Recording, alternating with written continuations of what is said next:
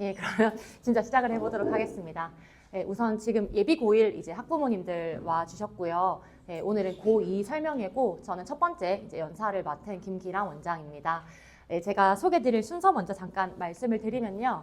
이제 학원에 대해서 좀 전반적인 소개를 드리고 그 다음에 이제 학원에 수업하시는 선생님들 한번 소개를 드리고 그다음에 저희 학원이 이제 1년 동안 2학년 학생들 대상으로 진행하는 학원의 어떤 철학이나 학원의 신념이나 이런 거 조금 말씀을 드리고요. 그리고 제가 문학을 담당하고 있어서 이제 제가 문학 수업 먼저 어떻게 진행을 할 건지 순서대로 말씀을 드리면은 제가 한 30분 정도 말씀을 드릴 것 같고요. 뒤에 이어서 최준 원장님 이제 말씀하시면은 다 해서 대략 한 50분에서 1시간 정도 조금 긴 시간이 될 것 같습니다. 먼저 학원 이제 소개를 좀 드려야 하는데요. 이제 지금 학원에 이제 아이를 보내고 계시는 학부모님도 계시고 아니면은 이제 아예 학원에 처음 또 방문해 주신 학부모님도 계신데 저희 학원이 이제 개원한 지 한 1년 6개월 정도 된 사실 그렇게 기간이 길지는 않은 그런 학원이고요. 예, 그럼에도 불구하고 3달 만에 이제 500명 돌파를 하면서 상당히 좀 빠르게 성장을 해서 지금은 이제 900명 넘는 친구들이 학원을 좀 다니고 있고 그래도 이 근방에서는 상당히 규모가 조금 있는 편이라고 말씀을 드릴 수 있을 것 같습니다. 저희가 항상 학원에 대해서 이제 소개를 드릴 때 그래도 저희 학원이 입소문이 조금 있지 않나라고 이제 저희는 말씀을 드리는데 나름대로 이제 학원이 좀 빠르게 성장을 한 것에 대해서 친구들이 뭐 많이 소개를 해주고 또 이제 어머님들께서 많이 소개를 해주신 덕분이라 생각을 하고 있고 그래서 제가 학원에 대해서도 제일 먼저 이제 말씀을 드리고 싶은 거는 저희 학원에 이렇게 단기간에 성장을 했다는 것 자체가 학원의 경쟁력이라고 생각을 하기 때문에 이거는 가장 먼저 말씀을 좀 드리고자 합니다.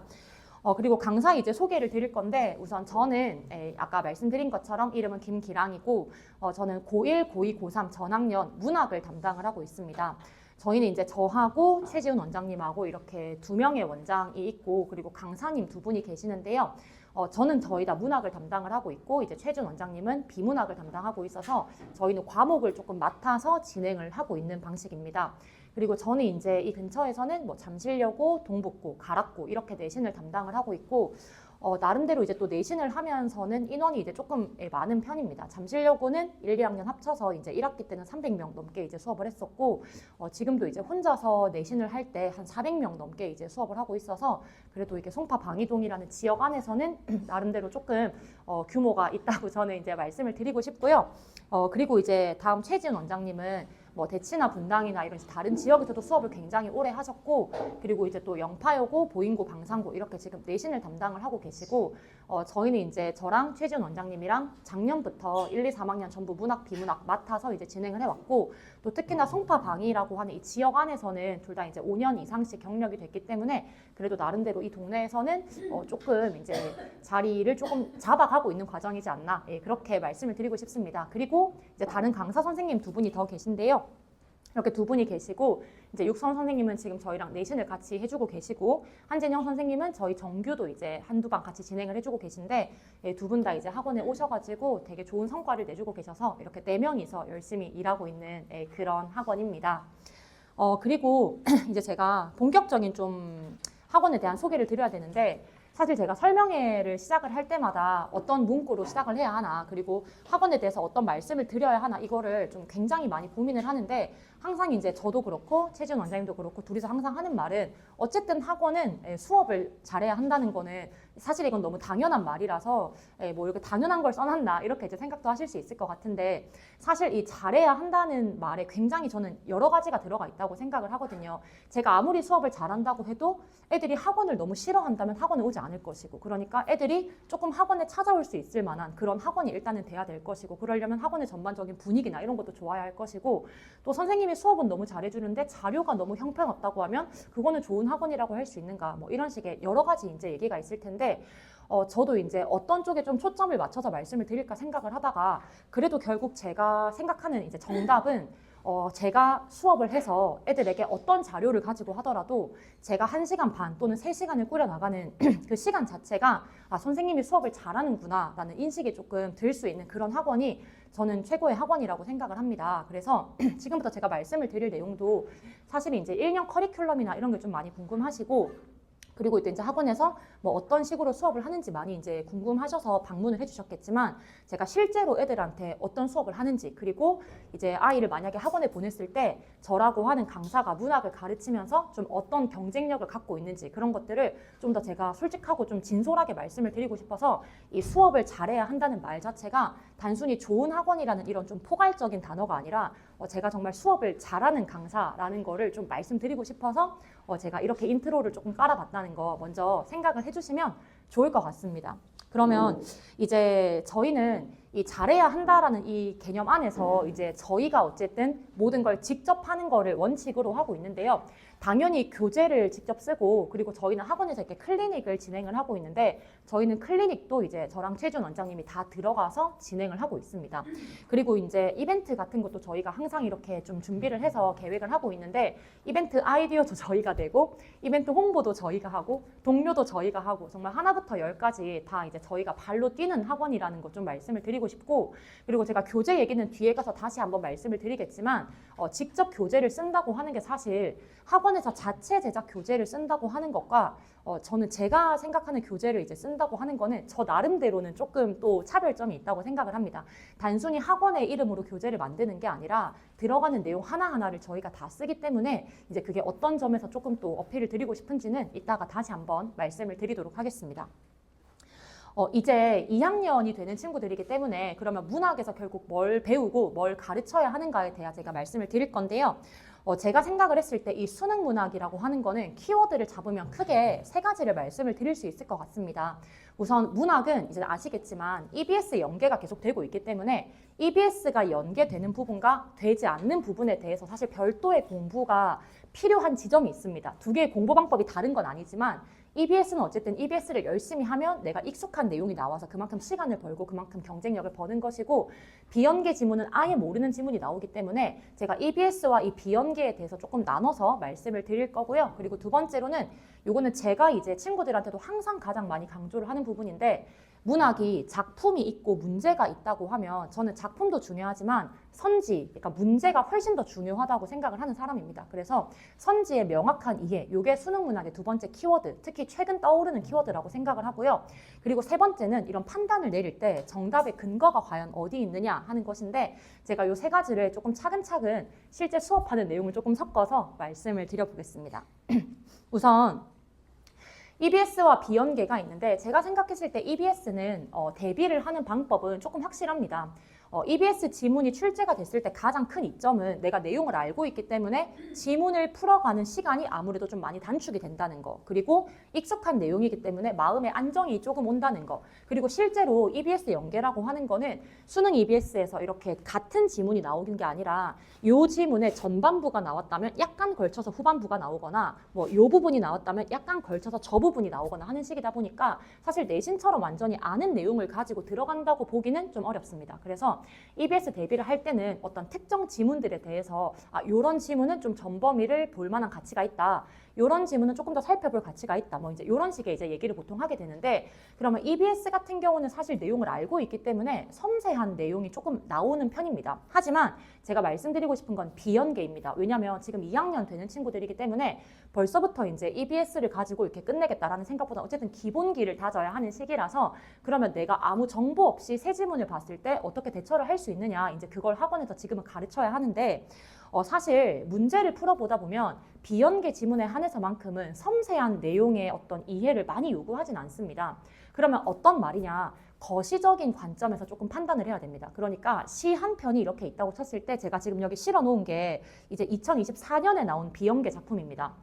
이거는 이제 친구들도 처음 보고 저도 처음 보고 다 처음 보는 이제 그런 지문이었는데 잠깐 보시면 당신이라는 말 참 좋지요. 그래서 불러봅니다. 뭐 이렇게 얘기를 하고 있는데 중간에 단어들을 보면 이제 애들이 무슨 말인지 모를 만한 이런 표현이기 때문에 이거는 한 줄씩 읽어 나가서 이해를 하는 게 아니라 그냥 시 전체를 봤을 때 당신에 대한 화자의 정서가 드러나는데 그게 그렇게 되게 좋은 정서는 아니구나. 뭔가 기다리고 있구나.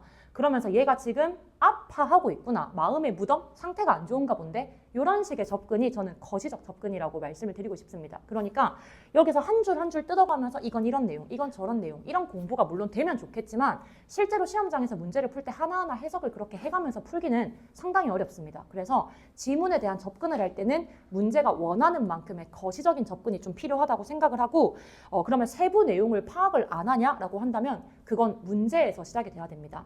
이제 제가 한 페이지 또 넘어가 보면 이 지문이 나왔을 때 이제 같이 출제가 됐던 문제인데 여기 보시면은 뭐 나와 당신에 대한 설명으로 이렇게 돼 있는데 대부분의 친구들이 사실 잘하는 친구들은 지문을 딱 봤을 때 크게 보면서 이런 지문이구나 톤을 잡고 선지를 읽어보면서 선지를 하나씩 확인해 가는 과정에서 5번까지 선지를 읽어보면 아 요런 내용이었구나 라고 잡아가는 식입니다.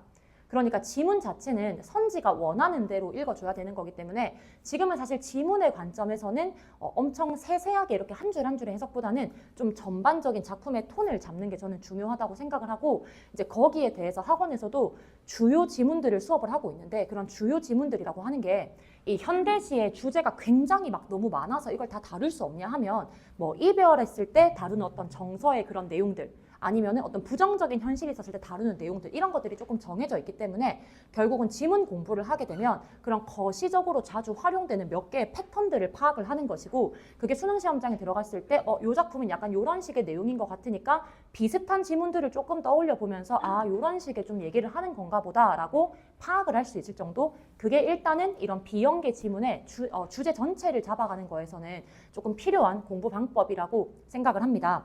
그리고 이제 두 번째로는 제가 사실 여기부터 조금 말씀을 드리고 싶은 건데 그럼 결국 2학년 때 중요한 건 뭐냐면 경험을 통해서 그 패턴을 쌓아가야 합니다. 지문들이 자주 등장하는 어떤 패턴들이 있는데 주로 이런 식의 내용에서 작가가 이런 태도를 좀 보인다던가 아니면 이런 식의 주제를 다룰 때는 이런 식의 표현들을 조금 쓴다던가 아니면 화자의 정서나 어떤 어조 이런 것들을 얘기할 때 자주 등장하는 표현들이 어떤 지문의 느낌을 말하는 건지 조금 알고 있으면은 이 지문 자체가 데이터가 돼서 쌓이기 때문에 나중에 처음 보는 지문을 봤을 때도 비슷한 것들을 이렇게 붙여가면서 쉽게 좀 이해를 할 수 있습니다. 이게 제가 조금 좀 직관적으로 말씀을 드리자면 저희가 드라마를 볼 때 예고편을 딱 봤는데 갑자기 이렇게 재벌 2세 딱 정장 입은 남자가 딱 나오면서 회장님 뭐 이런 얘기하고 막 여자 주인공 등장을 하는데 굉장히 막 이런 초라한 차림에 막 약간 반지하 살고 이러면 대충 무슨 내용이 있구나라고 딱 감이 잡히시는 것처럼 학생들이 수능 지문을 볼 때도 패턴을 조금 익혀가면서 지문을 크게 봤을 때 좀 예측을 할 수 있고 분위기를 좀 잡을 수 있고 이런 것들이 일단은 첫 번째로 중요하다고 생각을 하고 그래서 2학년 때는 기본기를 바탕으로 많은 작품을 보면서 최대한 여러 전개 방향을 조금 익혀가는 거 이게 제가 지문을 수업할 때 조금 중점적으로 염두에 두고 있는 방법입니다. 그리고 이제 두 번째는 선지의 명확한 이해인데 사실 여기가 실제로 3학년쯤 돼서 이제 내가 3등급 위쪽으로 한 2등급 정도 돼서 내가 안착을 했다라고 하면 거기부터 상위권을 가르는 좀 주요 이제 쟁점이 되는 부분인데 제가 여기에 25년 이제 고3 6월 평가원에 등장했던 선지 하나를 실어놨습니다. 여기 보시면 정서적 거리가 멀어지는 상황에서 차를 멈추고 뒤돌아봄으로써 경외감을 드러내고 있다. 이런 선지가 등장을 했었는데 그러면 이제 선지의 명확한 이해라는 건 첫 번째로는 선지에 사용되고 있는 개념어들에 대해서 내가 단어가 아니라 내용으로 이해를 하고 있냐 하는 겁니다. 예를 들어서 정서적 거리가 멀어지는 상황을 애들은 뭐라고 생각을 할까요? 아무 생각이 없습니다. 그러니까 우리 친구들은 정서적 거리가 멀어진다는 게 무슨 말인지에 대해서 생각을 해보지 않습니다. 그냥 거리가 멀어지니까 뭔가 정말 이런 식의 정말 뜬구름 잡는 생각을 하기 때문에 정서적 거리가 멀어진다는 거 나에게서 마음의 거리가 멀어지니까 나에게서 뭔가 친밀감이 좀 사라지는 거다 아니면 나에게서 나랑 다르다는 인식을 갖는 거다 이런 식의 이해가 돼야 되는데 아이들이 그런 식의 내용으로 접근을 하지 않고 단어로만 보기 때문에 이 선지를 봤을 때 제가 생각했을 때 한 10명 중에 10명은 경외감이라는 단어에만 꽂히겠지만 정서적 거리가 멀어지는 상황이 뭔지 설명해봐라 하면 제대로 얘기할 수 있는 친구는 10명 중에 1명이 될까 말까입니다. 그리고 두 번째로는 이 경외감이라는 단어인데 이제 이런 게 조금 어려운 게 만약에 혼자 공부를 한다 치면 사전에 경외감을 검색하면 공경하면서 두려워하는 감정 이렇게 등장을 합니다. 그러면 아이들이 이 단어를 봤을 때 또 자기가 이해를 할 수 있냐? 대부분 이해를 못 합니다. 그래서 제가 경외감을 설명할 때는 감히 내가 어찌할 수 없을 만큼 약간 높은 차원의 대상을 보는 감정 아니면 내가 뭔가 질서를 어지럽힐 수 없는 자연의 순리를 볼 때 뭐 경외감 이런 식으로 좀 예시를 들어가면서 설명을 해주는데 단어를 볼 때 단어를 단어와 같이 공부를 한다는 건 사실 굉장히 이해가 좀 얕아지는 경우이기 때문에 특히나 이런 개념이 선지에서 명확한 이해가 조금 필요하다고 제가 첫 번째로 말씀을 드리고 싶은 지점입니다. 그러니까 개념어라고 하는 거에 대해서 애들이 개념어를 다시 개념으로 공부하기 때문에 단어끼리만 자꾸 부딪히고 이해를 못하는 상황이 생기는데 그런 것들을 학원에서 제가 수업을 할 때 좀 최대한 예시를 들면서 아니면 그 감정 자체를 좀 공감할 수 있게 하면서 그런 것들에 신경을 많이 쓰고 있습니다. 그리고 이제 또 두 번째로 보면 요게 이제 또 평가원에 한번 나왔던 선지인데 보시면 선지가 상당히 깁니다. 이게 5개 선지 중에 하나인데 앞 여우를 건너가는 노승을 발견하고 경효굴에 들키지 않기를 바라는 것에는 빼어난 경치를 소중하게 여기는 태도가 숨어있는 세계가 알려질 것에 대한 염려를 통해 드러난다. 이제 이런 선지가 하나가 나왔습니다. 그러면 보시면 알겠지만 이게 문장 3개가 중첩이 돼 있기 때문에 애들이 이걸 읽었을 때 판단을 어떻게 하냐면 들키지 않기를 바라나? 뭔가 소중한가? 염려? 약간 이런 식으로 단어를 다 토막내서 그 단어의 뉘앙스가 지문에 다 있는 것 같으면 정답이라고 생각을 하고 보통 넘어갑니다. 저는 그런 거를 굉장히 지향하기 때문에 이런 선지가 등장했을 때는 애들한테 선지 정리를 다시 하는 법을 꼭 학습을 시켜야 한다고 생각을 합니다. 얘를 생각을 해보면 사실 제가 좀 나가서 말씀을 드리자면 암 여울부터 거세는까지는 지문의 내용을 발췌한 부분입니다. 그러니까 여기는 사실상 판단을 할 내용이 아니라 여기는 그냥 지문에서 발췌가 된 거기 때문에 얘를 조금 정리를 간단하게 해보면은 이런 식의 선지가 됩니다. 여기 본문에 있는 부분을 그냥 기억으로 처리를 하고 그 부분에는 숨어있는 세계가 알려질 것에 대한 염려를 통해서 경치를 소중히 여기는 태도가 드러난다. 이렇게 이제 말을 정리를 해버리면 아 얘가 뭔가 걱정하는 게 들킬까 봐 무서운 거야. 이렇게 정리를 해주면 애들이 아 이게 작품에서 뭔가 내가 있는 데가 들킬까 봐 걱정을 하는 건가? 약간 이런 식의 생각을 할 수 있는데 선지가 그냥 이렇게 길게 늘어서 있는 상태에서 얘들아 이거 있고 이거 있으니까 맞지? 넘어갈게 하면 저는 사실 그 문제를 공부를 했다고 할 수 있는가에 대해서는 좀 심한 회의감이 있습니다. 그래서 어쨌든 선지 한 문장 한 문장 자체를 애들이 이해를 하려고 노력을 해야 되고 최근에 수능에서 문학이 어려워지고 있다는 말이 계속 나오고 있는데 이런 식의 이해 없이는 아무것도 풀 수 없기 때문에 제가 수업을 할 때는 최대한 이런 말이 복잡한 것들은 계속 조금 이해를 하게끔 두드리고 제가 그런 걸 정리하는 거를 직접 교재로 좀 싣고 하면서 이런 부분에 또 초점을 조금 많이 맞추고 있습니다. 그리고 이제 세 번째는 제 수업을 좀 들어본 친구들은 제가 만약에 설명해서 이 얘기를 했다고 하면 다 이제 바로 무슨 말인지 알아들을 것 같은데 요거는 제가 조금만 더 시간을 들여서 말씀을 드려보겠습니다. 이제 작품에 어떤 내용이 있었냐면 긴 밤입니다. 요 흰 글씨 부분은 지문입니다. 본문에 시가 이제 나왔던 부분이고 긴 밤입니다. 외딴집 노인은 홀로 잠이 깨어 출출한 나머지 무를 캐기도 하고 고구마를 깎다가 바람도 없는데 풀려내리는 지포라기에 설레임을 듣습니다. 귀를 모으고 듣지요.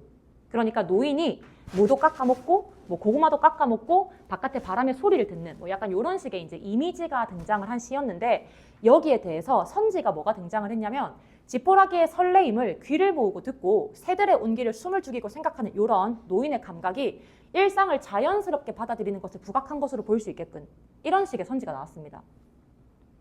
그러면 잠깐만 한번 생각을 해보자면 얘가 여기서 이런 식의 설레임을 듣고 바깥에 귀에 소리를 막 기울이고 있는 게 일상을 자연스럽게 받아들이는 모습이다. 이제 이런 식의 선지인 건데 사실 이거를 학생이 판단을 할 때 혼자서 이건 자연스러운데 이건 자연스럽지 않은데 판단을 할 수 있냐? 이건 절대 못합니다. 근데 애들은 정답이 있다고 생각을 하고 거기서 이게 왜 자연스럽지 않나요? 만약에 선지에서 자연스럽다고 볼 수 없다. 해설지에 그렇게 나와 있다면 이건 안 자연스럽나 보다. 이렇게 하고 넘어가는 공부를 하는 게 10명 중에 한 9명이 공부를 하는 방식입니다. 근데 여기는 보기 문제라고 하는 이제 문항인데 중간에 어떤 내용이 들어있냐면 향토적인 전경 속에서 낯설게 느껴지는 일상에 감각적으로 집중하는 노인을 통해 점점 사라져가는 것들에 대한 관심을 드러내고 라고 문제 자체에 추가적인 발문이 같이 있었습니다. 아예. 그러면 이제 이걸 답을 찾을 때 어떻게 돼야 되냐면 제가 요거를 이제 교재에도 좀 이런 식으로 표시를 하는데 다 지우고 요렇게만 남아야 됩니다. 요렇게만 이제 남아버리면 낯설게 느껴지는 일상에 감각적으로 집중하는 노인이라고 했는데 문제에서 일상을 자연스럽게 받아들이고 있다고 했기 때문에 사실상 이 문제를 풀 때는 낯설게 느껴진다는 말과 자연스럽다는 말이 서로 대비되기 때문에 여기서 근거를 잡아서 저게 틀렸구나라는 거를 캐치를 해내야 되는 거거든요. 근데 우리 친구들이 이런 식의 문제의 원리를 모르면 선지를 봤을 때 자연스럽다고 볼 수 없다. 왜냐? 보기에서 그렇게 말하고 있으니까. 그러면 보기에서 그렇게 말했나 보다 이렇게 하고 또 받아들이고 넘어가는 친구들이 정말 대부분입니다. 그래서 제가 수업을 할 때는 이런 보기 문제를 활용을 한다는 게 어떤 식의 근거로 작용을 하는 건지 이런 것들을 좀 수업을 하고, 그리고 특히나 문제를 풀 때 너 잘 생각을 해봐라. 이게 네가 판단을 해서 답이 나오는 건가? 너가 답이 나오는 게 아니라면 어딘가에 문제의 힌트가 있다. 그걸 자꾸 찾으려고 습관을 들여야 된다. 이제 이런 식의 얘기를 하는 게 학원에서 조금 가르쳐 나가는 방향이라고 생각을 하시면 될 것 같습니다. 그래서 제가 문학에 대해서 이제 3가지 한번 키워드를 가지고 말씀을 드려봤는데, 물론 수업을 하면서 이렇게 지문도 설명을 하고 뭐 단어도 설명을 하고 개념도 설명을 하고 작가도 소개를 하고 여러 가지 문학 수업을 함께 하는 건 맞지만, 제가 방금 말씀드린 내용은 이제 일반적으로 그냥 이렇게 내신을 하거나 할 때보다는 수능 수업을 할 때, 특히 수능이라는 어떤 출제 경향을 고려했을 때 저는 꼭 필요하다고 생각을 하는 과정이고, 그리고 제가 생각했을 땐 이게 굉장히 많은 선생님들이 당연히 가르치고 있는 강식이냐 하면 저는 그렇지는 않다고 생각을 합니다. 그래서 제가 요 얘기를 설명해서 말씀을 드리는 거는 이게 제가 수업을 하는 문학에서의 어떤 경쟁력이고,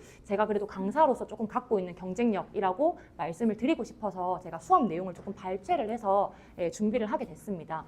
그래서 이제 제가 이런 내용을 바탕으로 평가원 기출을 분석을 해가고, 그리고 이런 내용을 바탕으로 애들이 어떤 거를 공부를 해야 되는지 구주구주 조금 테마를 잡아가면서 교재를 직접 쓰고 있고, 제가 이런 부분에 좀 키워드가 맞춰져 있기 때문에 사실 제 교재는 제가 쓰지 않으면은 거기서 진짜 애들이랑 말이 굉장히 맞지 않습니다. 선생님 방금 이렇게 얘기를 했는데 해설지가 다른 데서 온 거면은 그런 내용은 해설지에 전혀 없고 하기 때문에, 제가 방금 이렇게 설명드린 내용을 다시 한번 교재로 정리해서 이제 좀 받으신다는 내용으로 저희 학원에서 나가는 자체 교재에 대한 어떤 인식을 조금 가져주시면은 좋을 것 같습니다. 그래서 제가 여기까지 이제 준비를 한 어떤 수업 내용에 대한 이제 설명이었고요. 이제 3번째로는 제가 커리큘럼 안내를 드려야 하는데, 커리큘럼은 그러면 2학년 친구들이 지금 당장 뭘 해야 하냐 하면, 저는 고전을 일단은 겨울 방학 동안에는 좀 중점적으로 진행을 합니다. 이제 고전을 하는 이유는 아이들이 제일 약한 부분이기도 하고, 그 다음에 현대시나 현대소설 같은 경우는 1학년 때 내신을 하면서 사실 그래도 조금씩은 봤습니다. 근데 고전은 학교에서도 만약에 외부 지문이 붙지 않거나 아니면 학교에서도 선생님이 수업할 때 그냥 본문 정도만 하면 된다 하셨으면 아이들의 경험치가 많이 떨어지기 때문에 2학년이 되면 본격적으로 고전이 많이 등장을 하게 되는데, 요거를 조금 쳐낼 능력이 많이 부족해집니다. 그리고 최근에 수능에서도 이제 사설 시조가 나오고, 그리고 수능 문학에서도 원래는 잘 안 나왔는데 판소리가 나오고 하면서 갈래가 많이 출제되던 데서 조금씩 벗어나고 있기 때문에 아이들이 최대한 고전에서 좀 많은 경험치가 필요하다 생각을 하고, 그리고 이제 제가 고전만 사실 계속하면 애들이 너무 힘들어하고 너무 재미가 없어하고 하기 때문에, 제가 이제 이번 주마다 수업을 하면서 아까 말씀드린 것처럼 오늘은 선지에 대한 얘기를 하겠다, 이제 이런 식의 좀 테마를 잡고 교재를 만드는데, 제가 요 고전 하기 전에 첫 부분에 이제 인트로식으로 약간 연습 문제를 넣어서 현대시나 현대소설도 꾸준히 다뤄가면서 진행을 하고 있습니다. 그래서 고전만 너무 하면은 나중에 현대문학 좀 대비가 안 되는 거 아닌가 이렇게 또 생각을 하실 수 있지만, 또 친구들이 2학년 올라가면 문학 내신을 하면 현대문학은 또 엄청 많이 보게 됩니다. 그래서 고전을 조금 미리 하고, 그리고 고전은 제가 평가원이나 교육청 최근 기출 위주로 쓰고 있기 때문에 출제 경향을 좀 많이 반영을 하고, 그리고 최근의 출제 트렌드를 최대한 좀 따라가는 방향으로 교재를 구성하고 있다는 점 말씀을 드릴 수 있을 것 같습니다. 그래서 이제 제가 수업 자료 한번 말씀을 드리면, 지문의 접근 방법을 직접 쓴다는 건 방금 제가 말씀드린 내용을 다시 한번 책으로 쓴다는 내용이고, 저희는 책이 매주 한 권씩 나가고 있습니다. 왜냐하면 양이 방대하기 때문에 비문학도 마찬가지로 직접 쓰셔서 문학 조금, 비문학 조금, 숙제까지 해서 한 권씩 나가다 보니까 매주 한 권씩 이렇게 교재를 좀 배부하는 시스템이고, 최신 출제 경향은 이제 최근 평가원, 뭐 올해 수능부터 해서 역으로 이렇게 보통 내려가기 때문에 최근의 기출 문제를 2학년 때 한 번 더 볼 수 있다는 게 제가 좀 말씀을 드리고 싶고요. 이제 교재 같은 경우는 아까 보시면 제가 이렇게 다른 거는 좀 이렇게 지우고 약간 강조하는 부분을 좀 한다고 했는데, 이런 식으로 하면서 이런 것들을 선지에서 확인을 해봐야 되는 거라고 이렇게 문제에 실어 놓고 있습니다. 그래서 이게 제가 아까 말씀드린 것처럼 제가 직접 교재를 쓸 때 조금 주의를 하는 부분입니다. 그리고 해설지도 보시면은 상당히 이렇게 길어지고 있는데, 해설지도 저희가 이건 왜 정답이고 왜 정답이 아니고 이런 것들 하나하나 쓰고 있기 때문에 해설지도 한 문제 이렇게 좀 양이 이렇게 많아지게 되는 그런 식의 문제 구성입니다. 그래서 제가 이제 문학에 대해서 준비한 내용은 여기까지고요. 말씀을 드리고 싶었던 건 결국 이제 학원에 오면 아이들이 어떤 수업을 하느냐, 그리고 어떤 것들을 배우게 되냐에 대해서 조금 명쾌하게 말씀을 드리고 싶었습니다. 그래서 도움이 됐다면은 다행이고, 다음 이어서 이제 최진 원장님 비문학 말씀해 주실 거라서 저는 좀 넘겨드리도록 하겠습니다. 긴 시간 들어주셔서 감사합니다.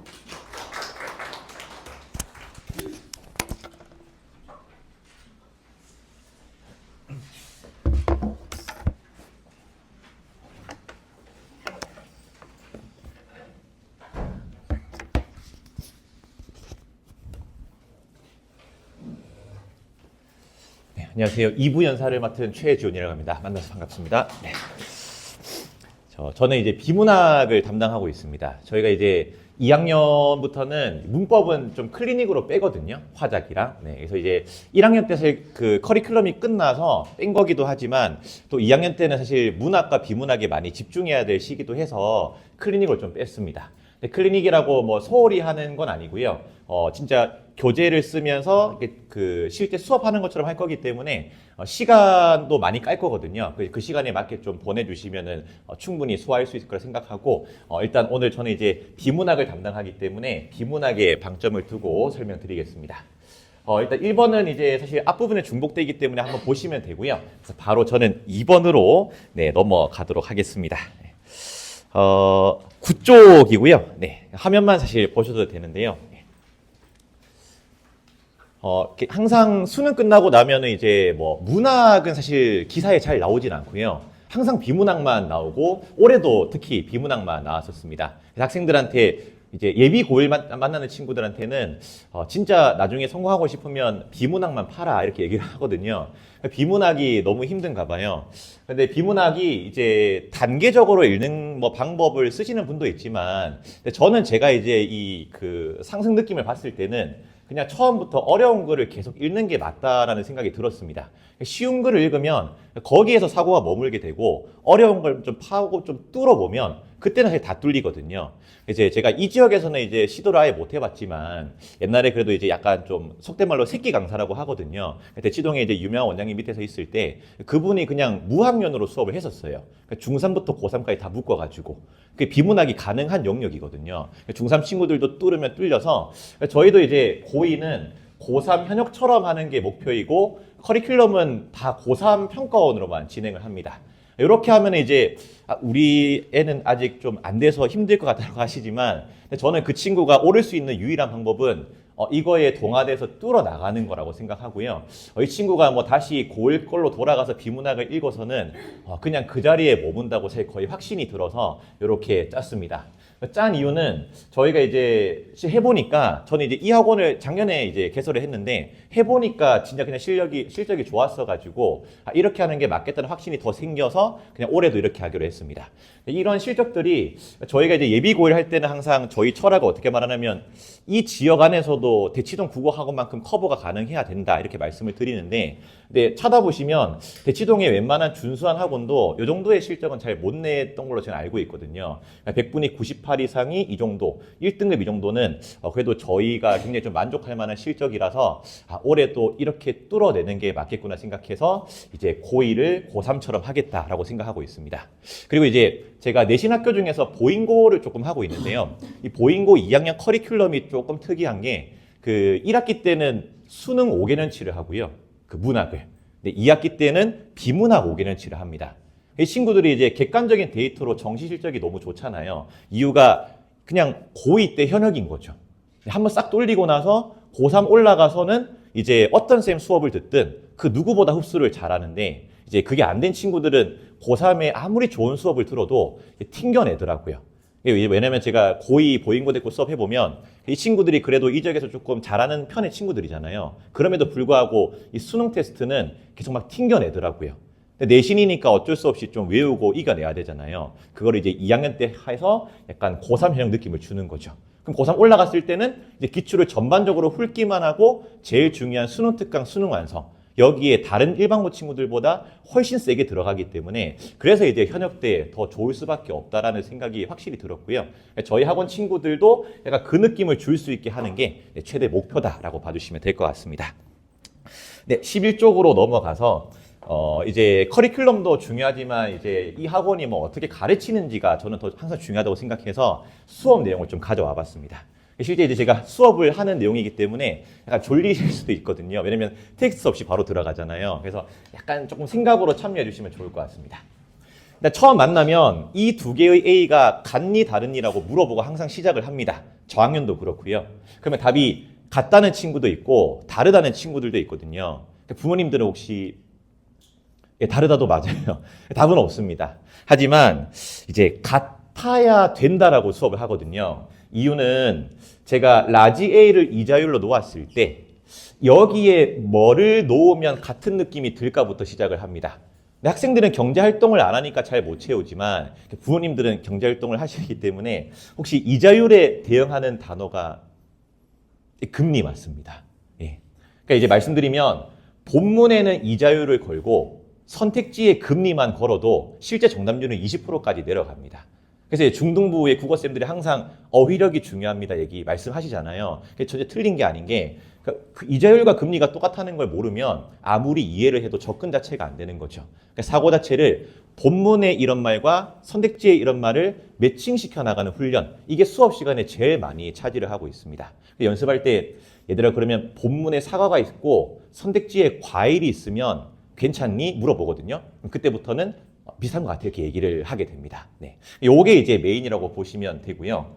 요게 이제 연습이 이제 되고 나면 2학년부터는 이제 바로 저희가 고3으로 올라가기 때문에 이게 내신과 수능의 차이점이 약간 좀 더 사고력을 요한다 이렇게 말을 많이 하잖아요. 근데 이 사고력이 타고나지 않으면 극복이 불가능하다고 생각하는 친구들이 많은데 그걸 좀 깨는 수업이거든요.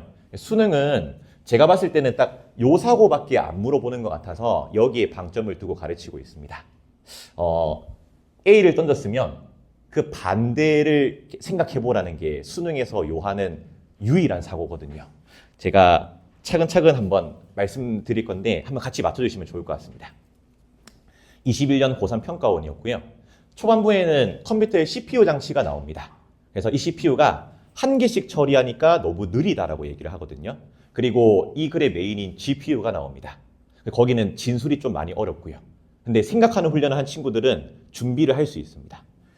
얘들아, CPU가 한 개씩 처리하는 게 문제라면 그 반대는 뭘까? 이런 훈련을 많이 하거든요. 부모님들 아시겠죠? 예. 한 번에 처리하는 겁니다. 그게 머릿속에 있으면 글이 어려워도 GPU의 요지는 한 번에구나를 읽고 들어가면 조금 쉬워지거든요. 요거는 그 뉴스에도 많이 나왔는데 이제 22년 수능이었는데 정부에서 막 킬러 문항 제재하고 그런 적 있잖아요. 그렇죠? 이 해겔의 변증법 지문인데요. 가학을 해서 예술을 해겔이 부정을 합니다. 그래서 연습을 시킵니다. 얘들아, 가에서 예술을 부정했으면 나는 뭘까? 이렇게 물어보거든요. 부모님도 아시겠죠? 예술을 긍정합니다. 여기는 예술이 긍정인데 그 문장을 제가 따서 말씀드리면 이렇게 얘기하거든요. 예술을 절대 정신의 지위에 올려놓아야 한다. 이렇게 어렵겠어요. 근데 예술이 긍정일가를 알고 들어가면 절대 정신에 올려놓는 게 좋게 보는 걸 알지만 그걸 모르면은 절대 정신이 뭐지 하다가 이제 힘들어지는 게 이게 수능의 패턴이라 보시면 되고 올해도 이제 마찬가지로 9월에 녹음기 지문이 나왔었는데 네. 녹음기 지문에서 맥락 없었지만 맞추실 수 있을 것 같아요. 비트 수를 균이라는 게 초반이라면 그 후반부는 뭘까가 요지거든요. 그때는 비트 수를 균일하지 않게 가져가는 겁니다. 딱 이게 수능에서 요하는 사고력이기 때문에 뭐 언어적 능력이 타고났냐 안 타고났냐 물론 중요하긴 하겠지만 그런 부분들은 충분히 이런 사고 훈련으로 극복할 수 있다고 믿고 있는 게 이제 저희 학원의 철학이기 때문에 네, 그렇게 지도하겠다라고 말씀을 드리고 싶었습니다. 네.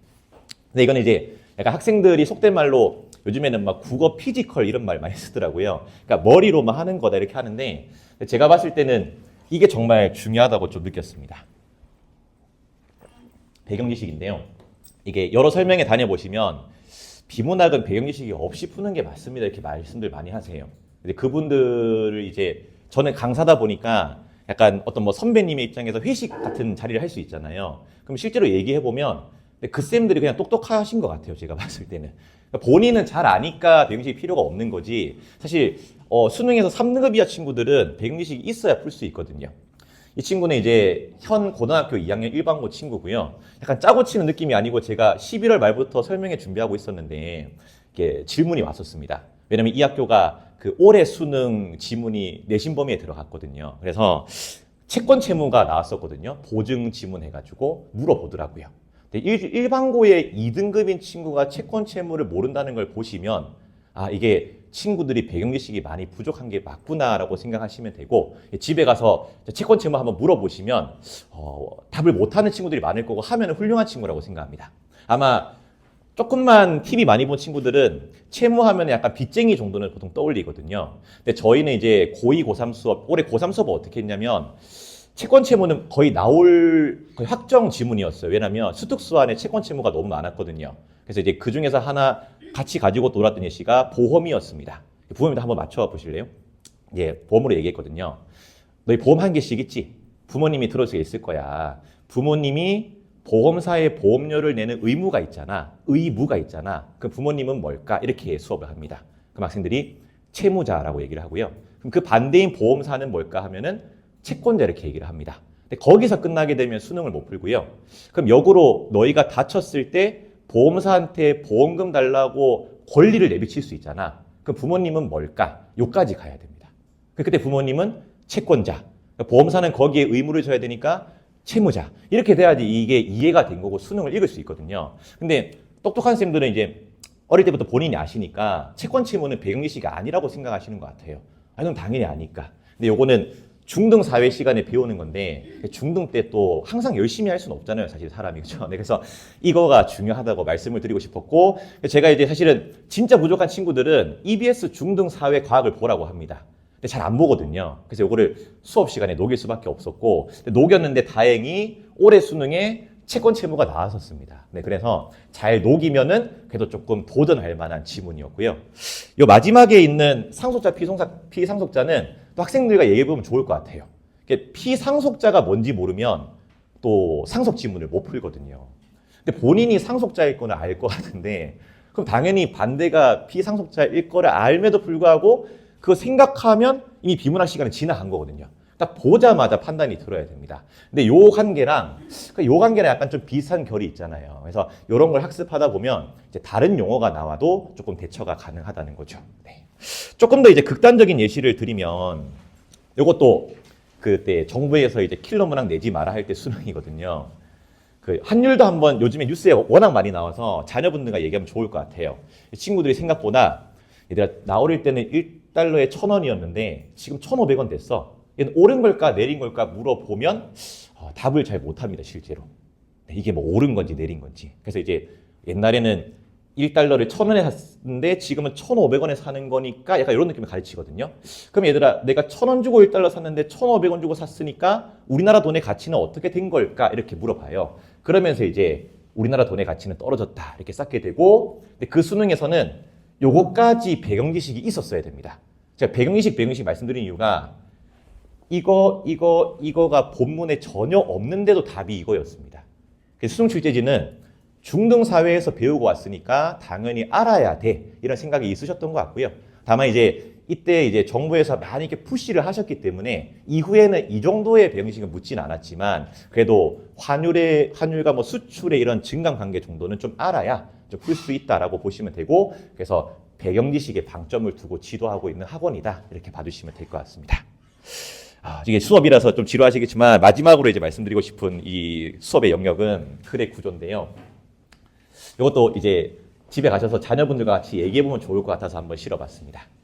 이게 수능글은 실제 출제위원들이 이렇게 쓰기 때문에 1문단부터 약간 좀 기획된 문단이고 그 아래 문단도 거기에 맞게 뻗어나가는 느낌이 있거든요. 글을 잘 못 읽는 친구더라도 1문단만 가지고 한두 달 연습을 하면 충분히 뻗어나갈 수 있는 힘이 있다고 생각해서 이것도 커리큘럼에 있거든요.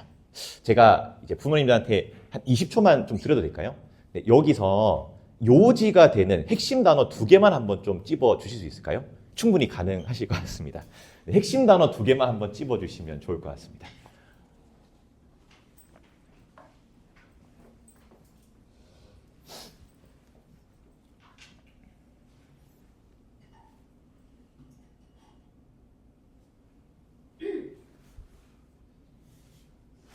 혹시 읽어낼 수 있으신가요?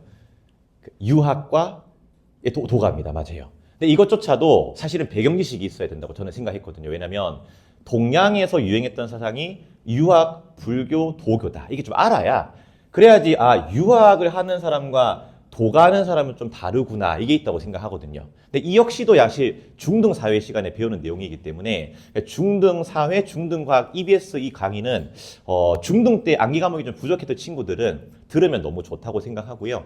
그래서 혹시나 시간 되면 방학 때 꼭 이렇게 들을 수 있게 해주시면 좋을 것 같습니다. 그래서 이제 눈에 이렇게 딱 보여야 되거든요. 네. 그리고 이제 어떤 훈련을 하냐면은 우리가 뒷 내용을 예측해보자라고 얘기를 합니다. 왜냐하면 모든 수능글은 발췌가 아니고 직접 쓰신 거기 때문에 여기에 맞게 쓰셨을 거거든요. 그럼 요 밑에 3개 문단이 나오고 학자도 3명이 나옵니다. 그럼 이제 얘들아 첫 번째 학자는 유학자일까 도가일까라고 물어봅니다. 제가. 그러면 이렇게 돼 있기 때문에 유학자일 겁니다. 첫 번째 학자도 유학자, 두 번째도 유학자, 세 번째 다 유학자거든요. 그럼 얘들아 그 3명의 유학자가 뭐에 주목했을까 하면은 이렇게 들어가는 거죠. 네, 도가. 그럼 이제 마지막으로 남은 거는 첫 번째 유학자가 도가를 만약에 비판했다고 치자. 그럼 두 번째 유학자는 어떻게 했을까? 이렇게 들어가거든요. 그럼 대부분이 첫 번째가 부정했으니까 두 번째는 긍정하지 않을까요? 이렇게 생각을 합니다. 근데 실제 글은 아닐 수가 있거든요. 아닐 수 있지만 그 생각하는 것 자체가 이제 힘이 된다는 거죠. 네, 아무튼 이렇게 해서 네, 글을 지도하고 있다고 봐주시면 될 것 같습니다.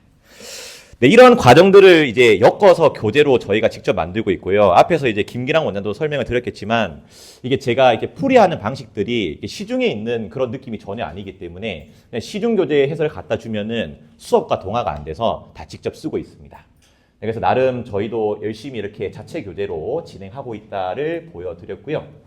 이제 거의 마지막으로 이제 커리큘럼에 대해서 설명을 드리면 그래서 겨울 방학과 이제 여름 방학의 기반은 다 고3 평가원이고 다시 한번 말씀드리지만 이제 고2 때 현역만큼 고3 걸 봐놔야 고3 때 어떤 강의를 듣든 흡수할 수 있다고 생각합니다.